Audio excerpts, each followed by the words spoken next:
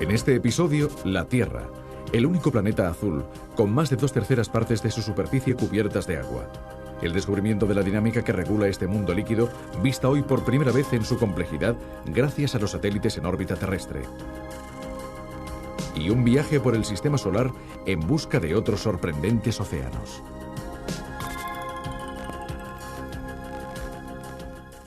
Un visitante que llegara por primera vez a nuestro sistema solar seguramente tendría muchos motivos para maravillarse. Pero uno de los más sorprendentes sería observar que entre los muchos cuerpos celestes que giran alrededor del Sol, solamente hay uno azul, nuestra Tierra. De hecho, solo la Tierra contiene agua en estado líquido. ¿Siempre ha sido así?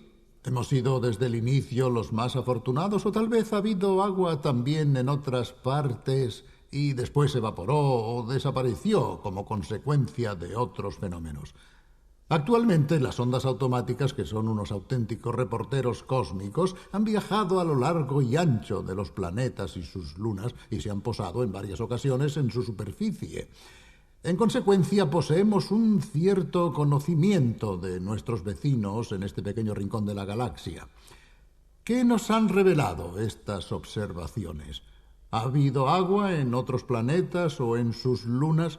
¿Al margen de la Tierra existen otros océanos? Veamos.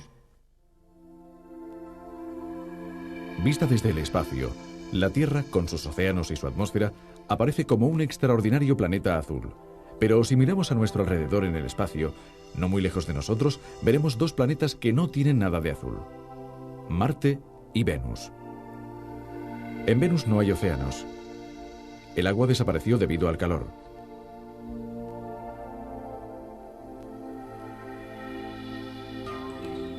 La temperatura de su superficie es muy elevada. Aquí el efecto invernadero es total. Hoy en la atmósfera de Venus, compuesta en un 96% por dióxido de carbono, el vapor de agua es tan solo del 0,5%. Si en épocas remotas hubo alguna vez agua en su superficie, probablemente se evaporó. Y una vez en la atmósfera, fue transportada hasta las capas más altas, en las que la luz ultravioleta del Sol la disoció en sus elementos fundamentales, oxígeno e hidrógeno. En ese momento, el hidrógeno, demasiado ligero para ser retenido por la gravedad venusiana, desapareció en el espacio cósmico. Así se disolvió el agua de Venus. Estas imágenes enviadas por la sonda Magellan nos muestran la superficie rugosa y desértica del planeta. Lo que estamos viendo son los paisajes irreales del planeta, tal como los vería un astronauta que lo sobrevolara a baja altura.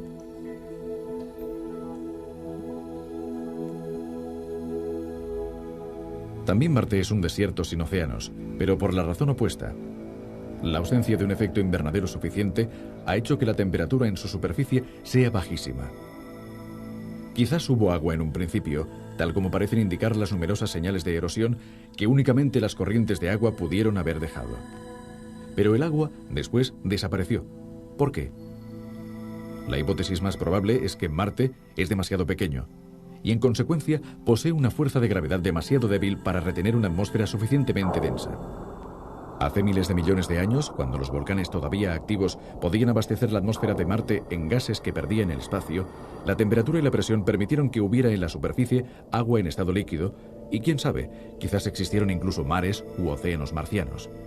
Pero después, cuando los volcanes dejaron de emitir humos y vapores, la pérdida de gases hizo que la atmósfera adelgazara de tal modo que, pese a estar compuesta en un 95% por dióxido de carbono, no produjo ningún efecto invernadero capaz de calentar el planeta. En la actualidad, el agua probablemente está escondida en el subsuelo en una mezcla de polvo y hielo. La experiencia de estos dos planetas nos indica varias cosas importantes. El efecto invernadero es determinante para la evolución del planeta. Si es excesivo, como en Venus, la vida resulta imposible. Pero si es demasiado escaso, la vida también resulta imposible, como en Marte, porque los océanos se congelan y producen un clima igualmente insoportable. La Tierra se encuentra en una afortunada situación de equilibrio. Un poco de efecto invernadero mantiene un clima favorable para la vida. Sin efecto invernadero, la temperatura media de la Tierra, la que debería tener dada su distancia al Sol, sería de unos 20 grados bajo cero. Pero observando el sistema solar, ¿hay alguna probabilidad de encontrar algún otro océano? No existe ninguna posibilidad en los planetas. Mercurio es un mundo desolado, sin atmósfera. Júpiter, Saturno, Urano y Neptuno son gigantescas esferas de gas. Plutón, en los confines del sistema solar, es un mundo helado que no puede contener agua en estado líquido. Si los planetas quedan descartados, ¿qué podemos decir de las lunas? Por supuesto, nada de nuestra luna, cuyos mares son en realidad extensiones de lava solidificada desde hace miles de millones de años. Tampoco aquí hay muchas posibilidades, pero en 2 casos por lo menos, los científicos consideran que pueden existir océanos, lógicamente distintos de los terrestres. Europa, una de las lunas mayores de Júpiter, es un mundo enigmático, con una superficie lisa y helada en la que no son visibles las huellas de ningún cráter. Ello indica que potentes fuerzas están remodelando su superficie. La hipótesis es que bajo su fina corteza helada puede encontrarse un inmenso océano subterráneo de agua líquida que con sus corrientes rediseña continuamente la superficie superior. Probablemente la misión de la sonda Galileo se prolongará para resolver este enigma. Todavía es más misteriosa la mayor luna de Saturno, Titán. Una densa atmósfera de hidrocarburos la envuelve por completo y no permite que se vea su superficie. Pero dentro de unos pocos años, la sonda Cassini lanzará el módulo Huygens hacia esta luna. El módulo descenderá con un paracaídas y se posará suavemente sobre su superficie o sobre sus océanos. Las extensiones de agua quedan excluidas debido a las bajísimas temperaturas, pero los científicos creen que puede haber mares de metano líquido en los que floten icebergs de amoníaco. Un panorama realmente sorprendente que el módulo Huygens podría enviarnos dentro de unos años.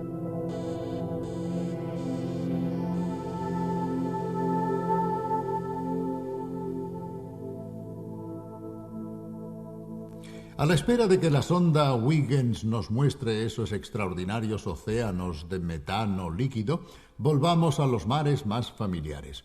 Pese a que estas extensiones de agua han sido surcadas desde hace siglos por barcos y naves de todas clases, hace muy poco que hemos empezado a conocer sus secretos.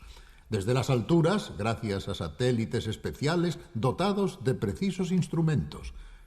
De ellos, uno de los más importantes es el radar altímetro. Midiendo la altura del nivel marino con gran exactitud, es posible deducir muchas cosas sobre los vientos, las olas y las corrientes. Es un estudio muy interesante que está descubriendo que la circulación de las aguas oceánicas sigue un mecanismo muy complejo. Se trata de un estudio importante porque el océano y su dinámica desempeñan un papel de primer plano en el clima terrestre. En consecuencia, conocer mejor esta dinámica significa conocer mejor cómo funciona el clima y qué puede hacerlo cambiar. Veamos. Así es como aparecen los océanos terrestres desde el espacio. En estas extraordinarias imágenes en falsos colores, filmadas por el satélite oceanográfico Topex Poseidón, se mide con extrema exactitud el nivel del mar. Los colores rojizos indican un nivel más alto que el nivel medio. Los azulados, niveles más bajos. Pues bien, estos estudios revelan un hecho sorprendente. El agua de los mares casi nunca se encuentra al mismo nivel. En ciertas zonas, incluso como en el mar de los Sargazos, el nivel del mar está 1 metro por encima de las regiones vecinas. Pero ¿no nos habían enseñado que por el principio de los vasos comunicantes, un líquido tiende a situarse a un mismo nivel? Así es, efectivamente, si no existen otras fuerzas que lo perturben.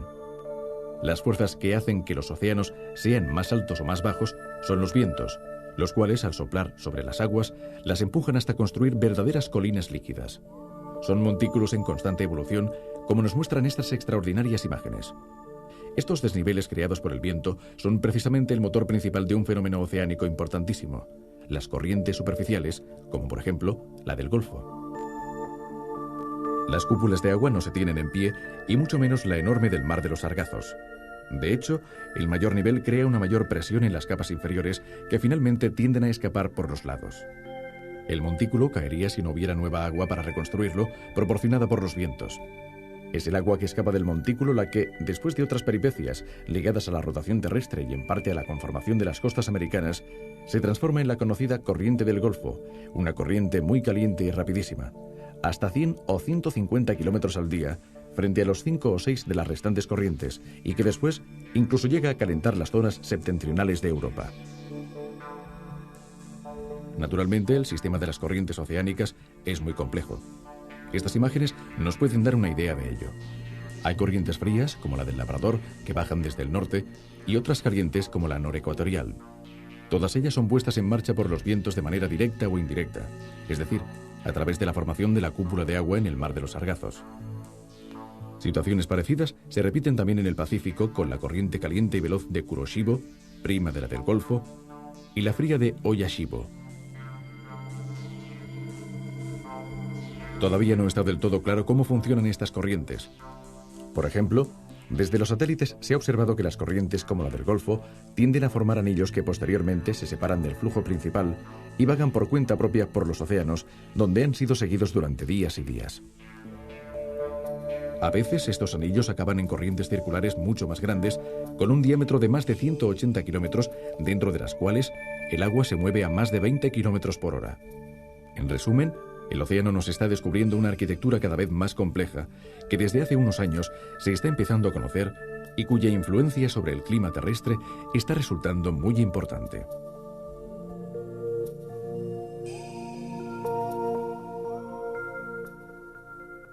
Imaginemos una cascada de agua tan grande como 20 veces todos los ríos terrestres juntos. Sería un espectáculo realmente extraordinario. Pues bien, existe una cascada de este tipo en nuestro planeta, pero no la podemos ver.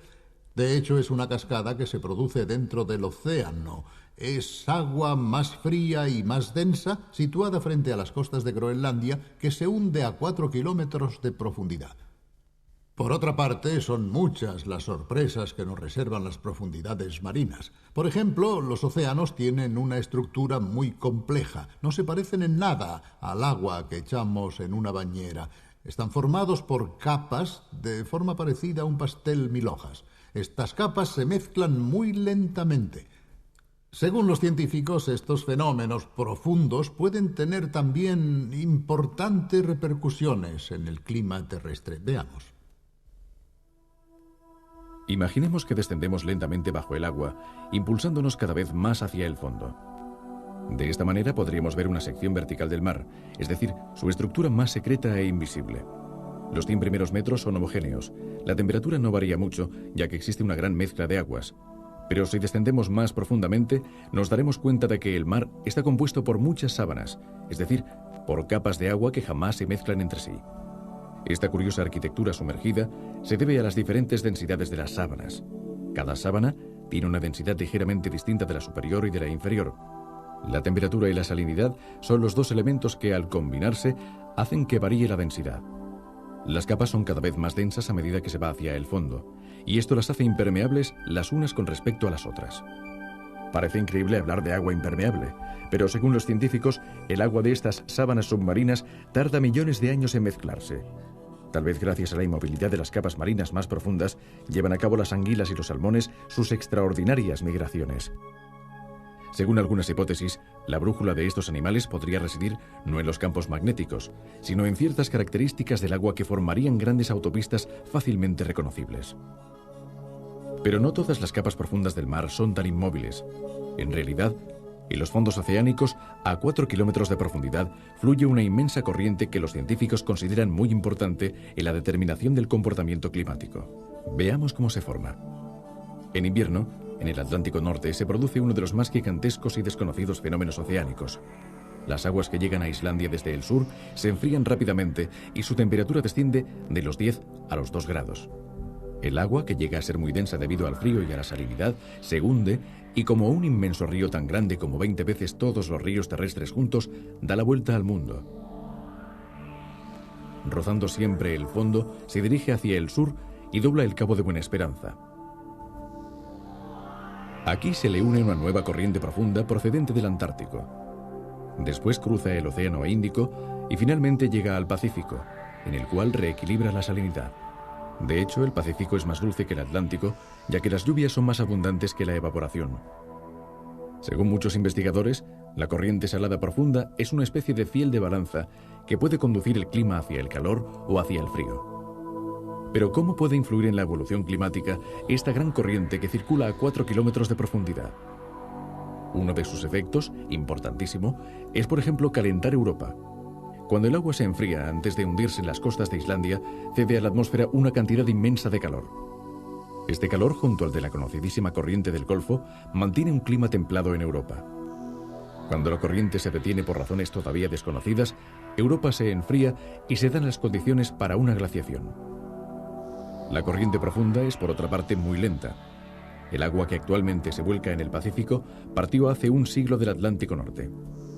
Además de la gran corriente salada, existen otras de tamaño menor. Una corriente de agua fría y salada se forma también en el Adriático, frente a Trieste, donde la Bora enfría las aguas de la superficie y las lleva hacia el fondo. Esta corriente, junto a otras dos que se forman siguiendo las costas turcas y francesas, recorre profundamente todo el Mediterráneo y después sale por Gibraltar.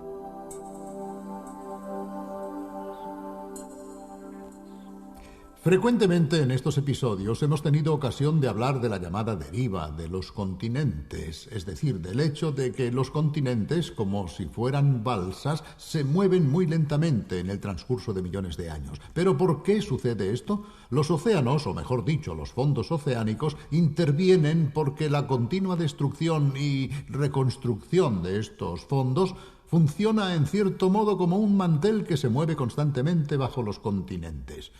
Veamos cómo se produce esta mecánica, este motor que mueve nuestras tierras.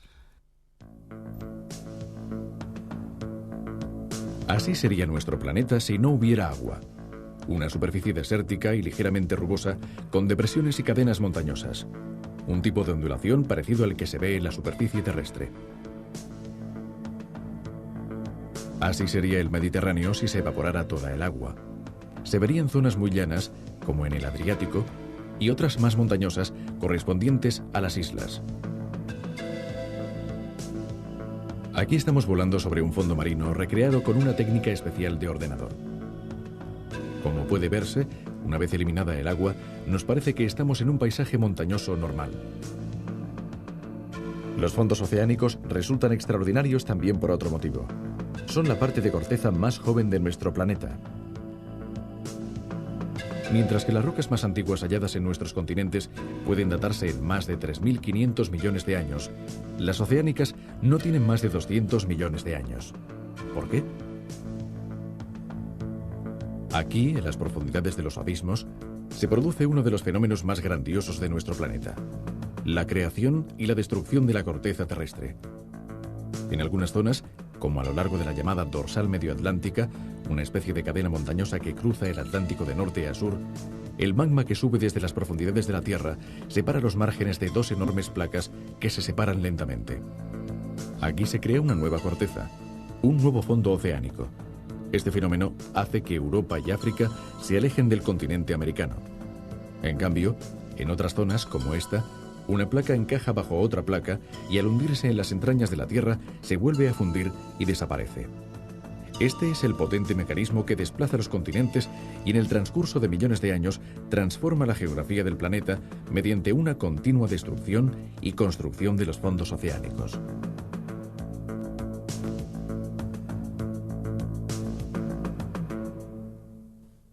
Naturalmente, agua significa vida.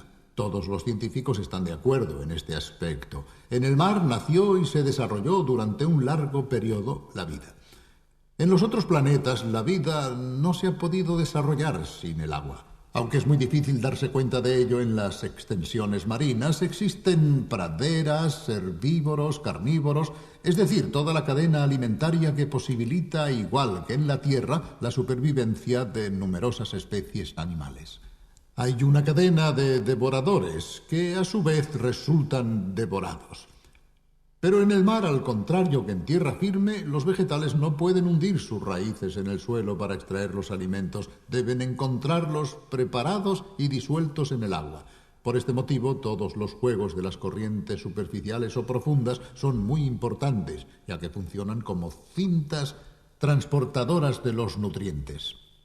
Observando ciertas fotografías de satélites que muestran en qué regiones marinas hay mayor concentración de clorofila, es decir, de los vegetales que se encuentran en la base de la cadena alimentaria, podemos darnos cuenta de que, junto a zonas muy ricas en vida, también existen océanos realmente desiertos. Veamos. En esta extraordinaria toma por satélite, vemos la distribución del plancton en los océanos de todo el mundo. En color amarillo, la máxima concentración. En azul, la mínima. Pero, ¿qué es el plancton? Aquí, en las capas más superficiales del mar, donde la luz penetra más fácilmente, empieza la cadena alimentaria que permite que vivan todos los animales marinos. El primer e indispensable anillo está representado por vegetales microscópicos capaces de utilizar para nutrirse, al igual que los vegetales terrestres, la luz solar, el dióxido de carbono y las sales minerales. El fitoplancton está compuesto por minúsculas algas, como las diatomeas, que son ingeridas por el llamado zooplancton, es decir, por pequeños animales como las medusas, los camarones y los peces. Cuando el fitoplancton muere, como sucedió en el Golfo Pérsico debido al petróleo vertido en el mar, se interrumpe la cadena alimentaria y todos los animales marinos, e incluso los terrestres que se alimentan de él, corren el riesgo de desaparecer. Pero el fitoplancton también desempeña otras importantes funciones. La primera, como ya hemos dicho, es la de absorber el dióxido de carbono de la atmósfera para alimentarse. Pero frecuentemente el dióxido de carbono también es absorbido por las minúsculas algas para construir diminutas cáscaras que, cuando el alga muere, caen hasta el fondo, acumulándose y convirtiéndose con el paso del tiempo en rocas carbonadas. El plancton vegetal también emite oxígeno como desecho, tal como hacen los árboles. Y es precisamente el oxígeno producido por estas algas marinas junto al terrestre el que nosotros respiramos. Pero, ¿por qué, como nos muestran estas imágenes, el plancton se concentra en zonas específicas del planeta, especialmente a lo largo de las costas o en los fríos mares polares?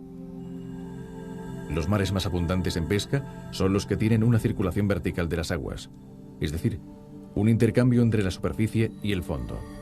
De esta manera, los nutrientes pueden ascender hacia las zonas más luminosas en las que vive el fitoplancton. Esta circulación vertical se produce siguiendo las costas, donde los mares no son muy profundos y las aguas superficiales, al moverse empujadas por el viento, desencadenan una circulación vertical. O también en las regiones polares, donde el agua fría y salada de la superficie se hunde, facilitando también en este caso la circulación vertical. Veamos más detalladamente cómo se desarrolla este proceso en los mares polares. Cuando en invierno se forma el hielo, el agua del mar se vuelve no solo más fría, sino también más salada, ya que la sal no resulta absorbida por el hielo. Al hacerse mucho más densa, el agua se hunde, dando origen a una mezcla entre las distintas capas. Uno de los efectos consiste en hacer ascender el agua profunda, rica en nutrientes. Por esto, cerca de los polos, el agua es rica en fauna marina, porque la cadena alimentaria que empieza en el fitoplancton contiene muchas sustancias nutritivas útiles. Focas, pingüinos, ballenas, morsas y leones marinos pueden sobrevivir en un ambiente aparentemente hostil gracias a la especial circulación oceánica.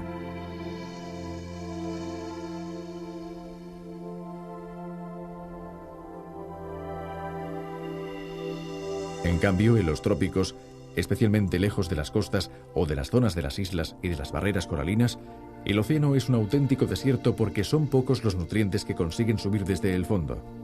Las aguas superficiales, que son cálidas y ligeras, no pueden bajar a las profundidades para estimular la circulación vertical, funcionando como un tapón. Un conocido fenómeno meteorológico, el Niño, que se produce en las costas de Perú, explica muy bien por qué las corrientes verticales resultan indispensables para la vida marina. En una situación normal, los vientos soplan desde el continente americano hacia el Océano Pacífico.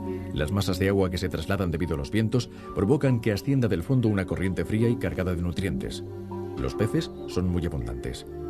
Pero cuando los vientos se debilitan, la corriente vertical aminora y las aguas superficiales acaban calentándose. De esta forma, los escasos nutrientes que llegan a la superficie no pueden mantener el fitoplancton e indirectamente la gran masa de peces que de él se nutre. Para la industria pesquera peruana, esto significa la ruina. Este fenómeno es periódico y se repite aproximadamente cada 38 meses. Pero según los científicos, esta oscilación climática no tiene solamente repercusiones locales. Las consecuencias del Niño afectan a toda la atmósfera y a todo el planeta. Se trata de uno de los fenómenos más estudiados por los meteorólogos y los oceanógrafos. En nuestro sistema solar, la Tierra es el único planeta azul. Pero en nuestra galaxia existen por lo menos 200.000 millones de estrellas, muchas de las cuales son semejantes a nuestro Sol. Quizás alrededor de una de esas estrellas gire otro planeta azul que albergue la vida. Si esto es posible, ¿qué podemos decir de los otros miles de millones de galaxias con miles de millones de estrellas? ¿Es posible que no exista ningún otro planeta azul? En todo caso, hay una cosa cierta. Para albergar la vida, este planeta deberá tener mucha agua y en cierto modo deberá parecerse a la Tierra. En realidad no sabemos nada. Los telescopios y los restantes instrumentos astronómicos no pueden distinguir a gran distancia planetas como la Tierra, pequeños, grandes, azules o no. Por ahora, el nuestro es el único planeta azul. Esperemos que se descubra algún otro. En todo caso, hará falta tiempo. Adiós, hasta la vista.